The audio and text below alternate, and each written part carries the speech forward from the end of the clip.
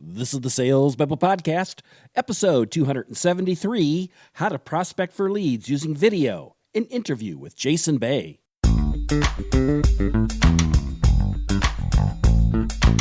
Welcome to Sales Babble, the podcast that shares selling secrets for non-sellers. And now your host, Pat Helmers. Hello, Sales Babblers. This is Pat Helmers. And today we meet Jason Bay. He's the co-founder of Blissful Prospecting. It's a company that helps B2B sales reps, small businesses, and nonprofits create sustainable revenue growth. And the way they do that is quite interesting. They use a unique approach of lead gen using videos. That's actually how I found Jason. Jason sent me a video, and I found it very, very interesting and thought I just got to have him on the podcast. So today, Jason's going to tell us all his secrets and how he approaches it. But before we do that, I want to follow up with what I mentioned last week. This is the Habanero Community. It's a new business community app, and I'm actually doing a market research study. These are things you've heard me talk about a million times here on Sales Babble. So if you could go to Habanero Community/study, if you could help me out, I would deeply appreciate it. You can answer, I've only got a half a dozen questions. I think it's actually 9, but it'll only take you a couple minutes. If you could, they're mostly yes and no. If you could help me out, if you could go on there and answer those questions, that would help me immensely to see whether or not this idea is a good idea or if it's a stinky one. It's been a lot of fun working on it. I would love to have you guys invested. I'm also blogging the start of this on habanero.community. If you're interested in what's going on there, you're welcome to take a look at that. As usual, I'll make sure and place links to that in the show notes here at Sales Babble, salesbabble.com/200 and what are we at? 273. So now back to Jason, and with no further ado, let's get to it. Welcome, Jason. Are you ready to babble? I am. Let's do it. Jason, you reached out to me in a unique way. You actually sent me a video of you requesting to be on the podcast. Well, that's unique. Yeah, it's. I figured you probably get hit up, correct me if I'm wrong, probably dozens or more times every week. You got a popular podcast. I do. And I'm sure a lot of that is in ways that you're not totally receptive to, because it looks like people want more from you than they're willing to give, you know? So for me, I always want to lead with value and give you examples and make it as easy as possible for you to say yes or no. And one of the things I love about video is you get to hear me talk, right? That's kind of an important part on a podcast, right? For you to be able to, in 30 seconds, see who I am, see if I know what I'm talking about, and to sort of see if I would be someone that you'd be interested in having a conversation with. Yeah, you're the second one of these I've gotten. I got another one about maybe 3 months ago from a lady. Cool. Who I can't recall who it was. I think she's actually been on the podcast, but I get so many people, it's hard to keep it. Anyway, and but I really like what you did, and I thought this is something that you really want to talk about today, right? You want to talk about this process that you're using. Yeah, definitely, and really, it's about how to do prospecting in a way that people are receptive to, and that they want to talk to you because you have something of value either to share with them or give them, and it's not just an ask for the person's time, and it doesn't involve a lot of automation, and it's really putting the human element back into prospecting, because I feel like we've kind of lost our way, a little bit in the last couple of years with all the automation that's available and people just really playing the murder by numbers game and not caring about the one-to-one conversation anymore. Tell me more about that. Where do you think we've gone wrong? I think this is human nature, really, having close to 12 years now, like doing the sales thing and having seen, about 12 years ago, there wasn't a lot of automation and nothing really on the internet outside of using a CRM, to now seeing like we're really, and I think we're just getting started, honestly, with automation and machine learning. But, it sort of caters to the natural human instinct to want to do things through the path of least resistance, There's an easier way to do something mundane like prospecting, like building an email list, like sending emails out. If we can do that at the click of a button, it seems like we're willing to really sacrifice quality to play the numbers game and to really not have to deal with the rejection that you experience in sales. Because Yeah, I don't know about you. I've been selling for a little while. You probably have been much longer than I have, but it still doesn't feel good to get rejected. I'm used to it, and it's an expectation I have in the process, but it still doesn't feel good when someone tells you to F off in an email. That doesn't happen Yeah, very but this often, doesn't but exactly fix this, right? Like, I may have watched your video and said, no, Jason is not my guy. He's not the kind of people I want on my podcast. You're still going to get rejected because, we're not all things to all people. sure. Yeah, you're still going to get rejected, but it might be through an email instead of a cold call or dropping in person, with someone. I feel like there's a way to kind of avoid the confrontation. Well, so that's what you're trying to avoid here. You do not want to call people on the phone and be told buzz off. So your goal, I don't want to put words in your mouth, but your goal is that by doing this video prospecting, maybe you can avoid that whole thing. Yeah, and we started sort of talking about this offline before we started the interview, but with cold calling, I don't really believe in cold calling as a singular channel to use. So in other words, I'm never going to recommend to someone, hey, you should sit down 3 or 4 hours every day, throw a big list into a predictive dialer type of software and just start dialing. To me, it's much more intentional than that. And I actually rarely cold call. I'm not against cold calling. It does work, but I think that knowing when to make those calls after you've already tried contacting people through other mediums that are a little bit less intrusive, I think is really the way to go, especially if you can see if someone has expressed an interest of some sort by opening an email or clicking a link or watching a video. Interesting. So I tell you what, why don't we do this, Jason? So we've been kind of dancing around this. Why don't you tell us explicitly what is the process that you're using for building a sales pipeline? Sure. So it's a 5-step process. And it's probably very similar, I'm sure, to what you've heard already. But I'll give you some sort of kind of unique things to look for in the way that we typically teach and do things for our clients. The very first thing, this is where I see people making a lot of mistakes when they start prospecting. Step number 1 is identifying what your ideal client looks like. And the reason why this is important is going to give you a filter for everything else. People are always looking for the magic recipe in the email template, right? What email template are you sending, or what LinkedIn message or what should I say in the cold call or the video? And none of that really matters unless you know who you're reaching out to. So with the ideal client profile, step number 1 is getting a better idea of what type of clients do you serve? What are the industries that your solutions are best geared for, that you have the best case studies for? What's the revenue count at these companies? And if it's private companies, which most of the clients that we prospect to are private companies, so you're going to want to look at employee count. And then you might have other requirements, right? Maybe you offer consulting services to companies that use Salesforce, so there might be some software requirements. But you want to start there with the ideal client profile. And then from there, step number 2 is being able to find a list of leads. So I believe in taking an account-based approach. So everything starts with, does this company fit the need first? So you can use tools like LinkedIn Sales Navigator to build a list of companies. And then step number 3 is the personas, right? Finding the people at those companies.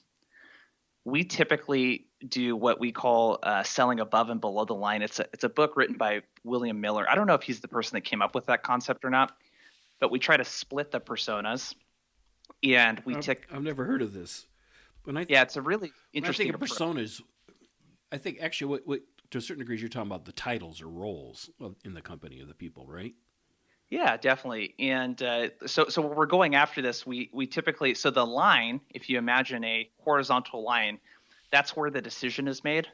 Above the line is your C-level, typically your C-suite and your VPs. These are people that are more strategic in thinking, and they also think in terms of quarters and years. So the length of time that they're thinking is usually much longer than a below the line, where this might be a director or a manager, and they're more the tacticians. Those are the one executing the work on a daily basis. And the reason why we reach out to both is that I think oftentimes the mistake people make is, well, I only want to deal with C-level. And they're reaching out to a company that's got a couple thousand people in it. And I'm sorry, the CMO of a 2,000 person company is probably not hopping on sales calls with people unless you got something really, really good. They might not even be processing their own email.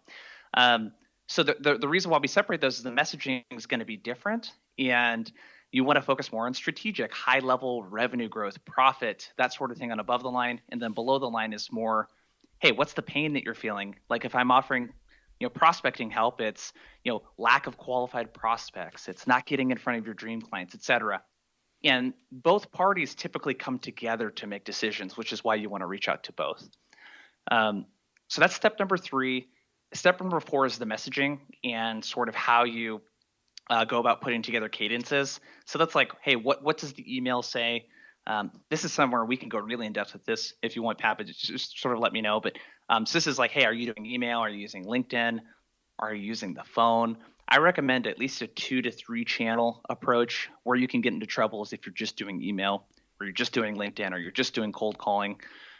Really, all the stats out there.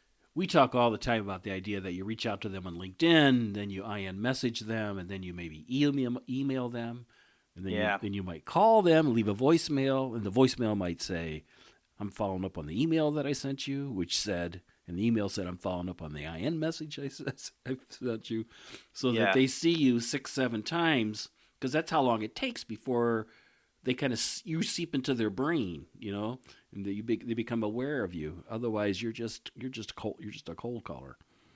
Yeah, and the big thing there too is what I noticed. I don't know if your experience is the same. I'm assuming it is. But when people typically send me cold emails, I get like 1 most of the time, and then sometimes I'll get 2 or 3 follow-ups to that, and that's it. I get no calls, no LinkedIn messages, nothing. It's usually like a one and done email. And if you don't have an approach that incorporates 6 to 8 touches at least across multiple channels, the likelihood of you getting a hold of someone is actually extremely low, especially if it's a busy person.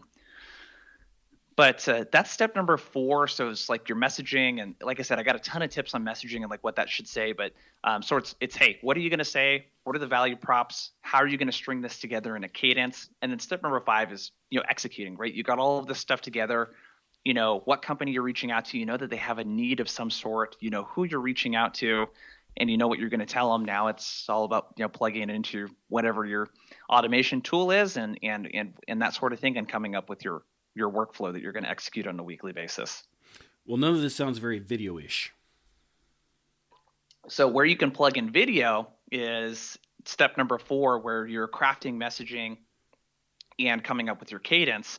So for example, what I typically do when I'm prospecting to find clients is I'll send a couple emails, and then we use a tool called Nova, but there's lots of different tools you can use to send out emails, and that'll tell us if the person's opening up emails. So if the person opens up the first 2 emails multiple times, it's usually an indicator that they're either really interested or they've been forwarding it around. And if they haven't responded, I'll go ahead and then send a personalized video to them. Oh, that's interesting. So first you send out just plain emails. You check for usually. You look at if they've been opened. Yeah. They put a little pixel on it, and then and then you send them a video.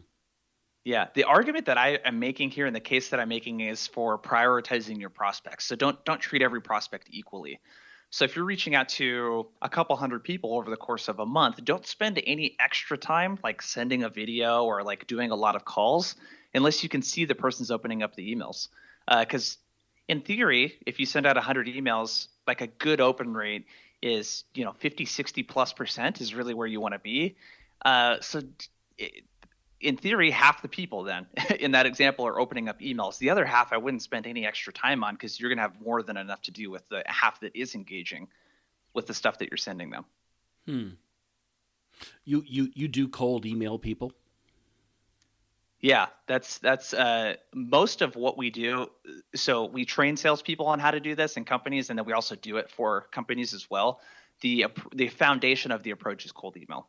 So it's usually a couple cold emails. So what's an LinkedIn example connection? Could you give us a script for an open for an email that you would typically send for the first time to somebody? Sure. Yeah, I'll give you sort of a structure of that, and then it won't necessarily be word for word because that's contextual depending on who you're sending out to. But it sounds very much. That.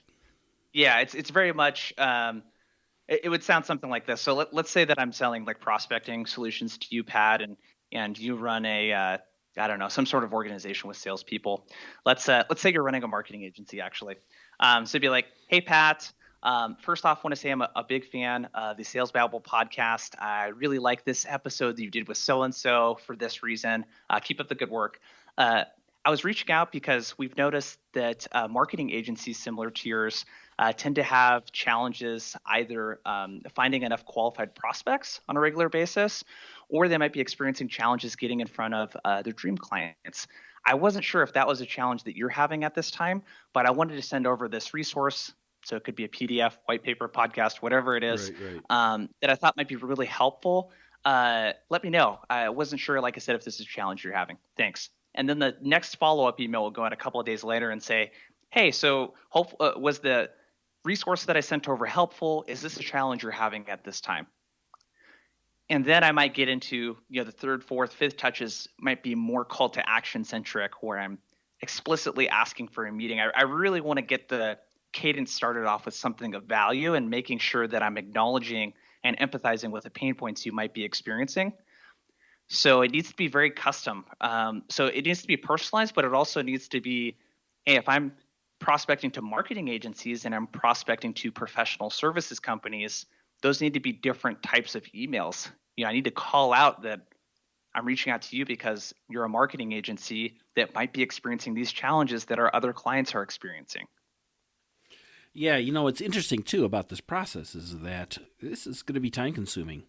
It's not like you said where you're just opening up the phone and you're just banging out 50 calls saying exactly the same thing to 50 different people. It's you're actually spending some time looking at their website, maybe looking at their LinkedIn profile, and trying to speak in their language. Because like you said, they might have different titles, so different people are going to have different needs and desires. And you can cut down a lot of the personal research. Like I don't have to do a lot of research on you, Pat, if I'm reaching out. If I know that I've done the research to know that, and I'm using this as an example, that, hey, you run a marketing agency, it's less than 10 employees. You have content that you're posting, whatever other things that I'm looking for. I can build a big list of people very similar to you and then make the messaging very specific to agencies that are having very specific challenges. And then all I got to do is spend 2 or 3 minutes finding something personalized to you or your company, because the segmentation is doing a lot of the personalization for me. The best analogy I could think of is like when you go lift weights at the gym. If you just go to the gym and have no plan and just work out all your body parts and you do a little cardio, like, sure, that's healthy for you, right? You're exercising, but if you're trying to gain muscle, that's not the most efficient way to do it, right? So like taking the time to plan what you're going to do before doing it takes longer. But once you find a system that works, it works so much better. I like it. This is really, really good stuff. I like this.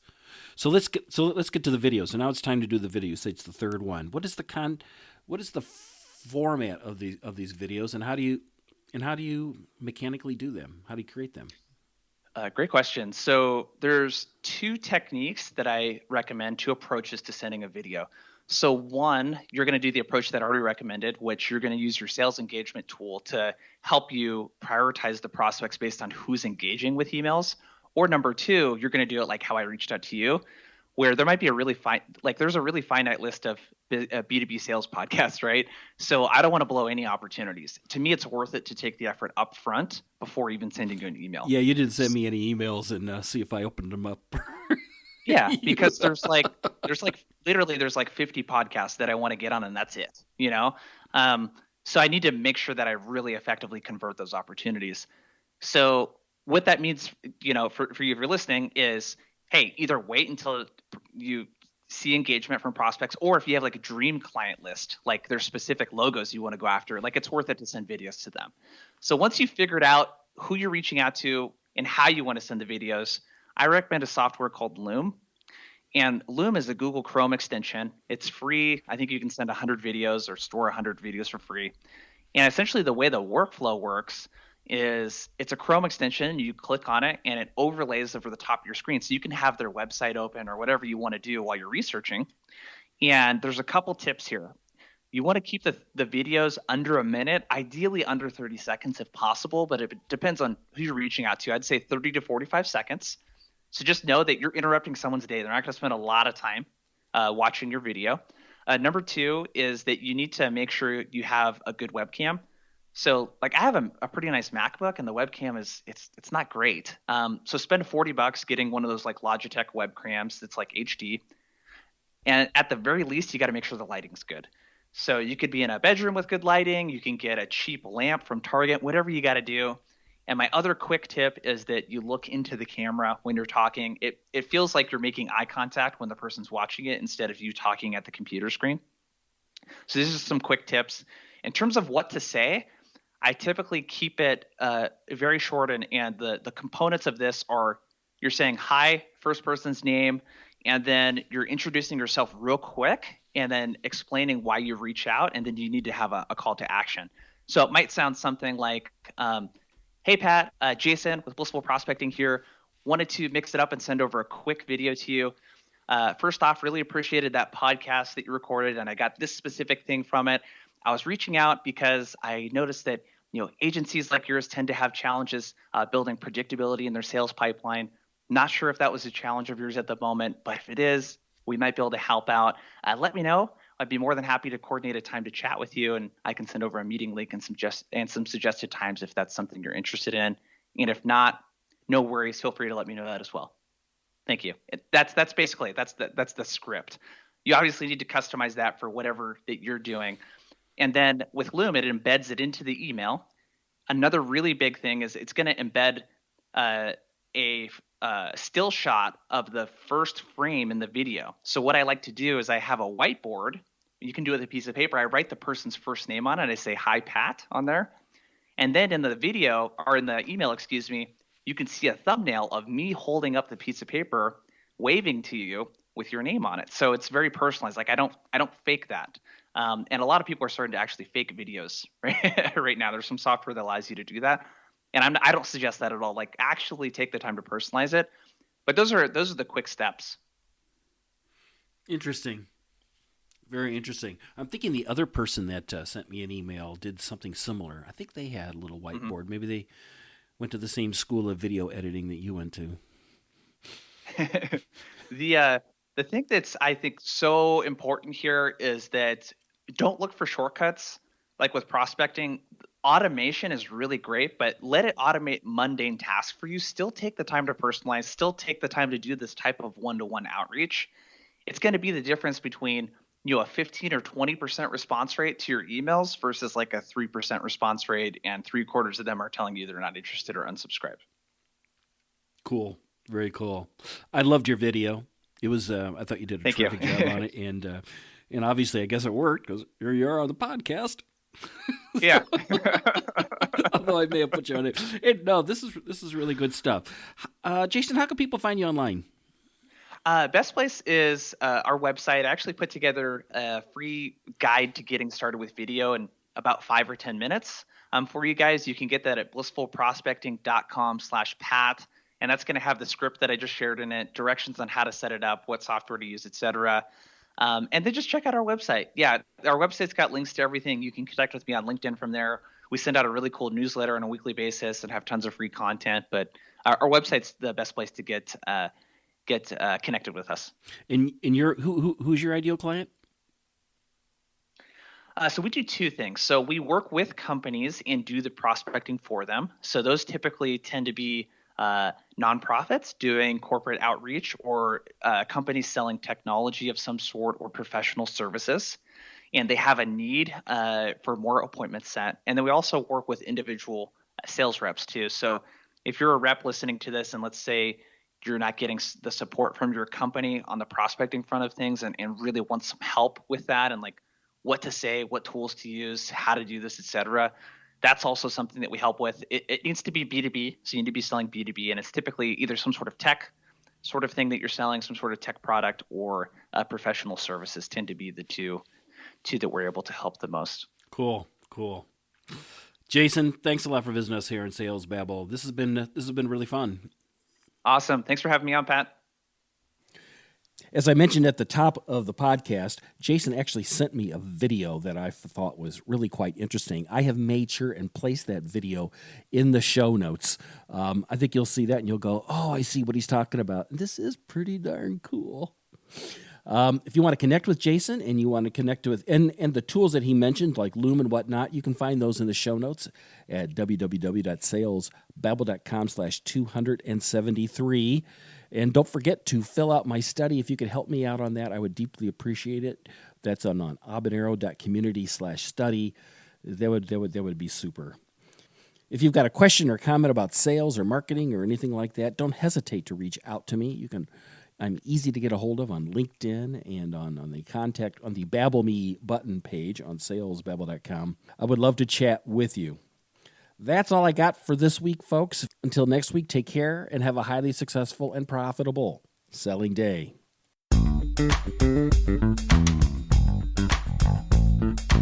Thank you for listening to the Sales Babble podcast. Find us at www.salesbabble.com.